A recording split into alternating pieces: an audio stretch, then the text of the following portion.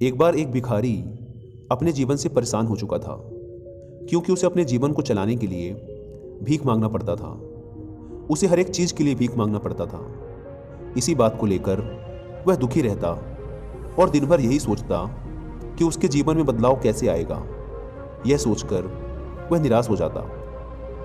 वह हर दिन देखता कि बहुत सारे निराश लोग, आंखों में आंसू लिए लोग और विभिन्न चिंताओं से परेशान लोग गौतम बुद्ध की तरफ जाते और वापस लौटते समय वे लोग बहुत ही खुश होते थे। वह भिखारी यह नहीं समझ पा रहा था कि गौतम बुद्ध उनके साथ ऐसा क्या करते थे कि वे बेहद खुश हो जाते थे। वापस लौटते हुए लोगों के हाथों में ना तो ढेर सारे पैसे होते थे और ना ही सोने चांदी। तो फिर ऐसा क्या होता था कि लोग बुद्ध के पास से लौटते वक्त इतना खुश हो जाते थे। यह सब सोचकर वह भिखारी भी निर्णय लेता है कि वह भी महात्मा बुद्ध के पास जाएगा और देखेगा कि वहाँ ऐसा क्या हो रहा है कि दुखी लोग उनके पास जाकर इतने खुश हो जाते हैं। वह बुद्ध से मिलने के लिए उनके पास चल पड़ा। जहाँ बुद्ध मौजूद थे वहाँ बहुत लंबी लाइन लगी हुई थी। वह भिखारी भी लाइन में लग गया और लाइन में लगकर अपनी बारी का इंतजार करने लगा।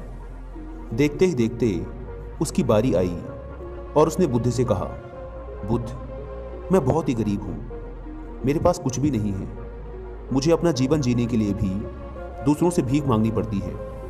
अब आप ही बताइए कि मैं अपने जीवन को कैसे बेहतर कर सकता हूँ। यह सब सुनकर बुद्ध ने कहा, तुम गरीब नहीं हो, तुम्हें ऐसा लगता है क्योंकि आज तक कभी तुमने किसी के लिए कुछ भी नहीं किया। ना ही तुमने कभी किसी को दान दिया, ना ही तुमने दूसरों के लिए कुछ किया। यह सब सुनकर भिखारी के मन में एक आशंका जाग उठी।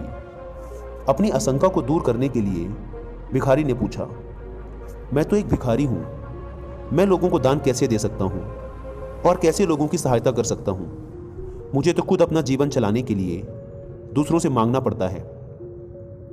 यह सब सुनने के बाद गौतम बुद्ध थोड़ी देर तक चुप रहे और फिर उससे बोले, तुम्हारे पास हाथ हैं जिससे तुम लोगों की सेवा में लगा सकते हो और दूसरों का भला कर सकते हो। इसके अलावा तुम्हारे पास मुंह है जिससे तुम लोगों से अच्छी अच्छी बातें कर सकते हो और दूसरों का हौसला बढ़ा सकते हो। यह सब करके भी तुम दूसरों की सहायता कर सकते हो। जरूरी नहीं कि दान सिर्फ पैसों से किया जाए। हम चाहें तो हम शिक्षा का भी दान कर सकते हैं, चाहे तो अन्न का भी दान कर सकते हैं। ऊपर वाले ने अगर किसी को पूर्णतः अच्छा शरीर भी दिया है तो वह गरीब नहीं है, बस उसका दिमाग गरीब है।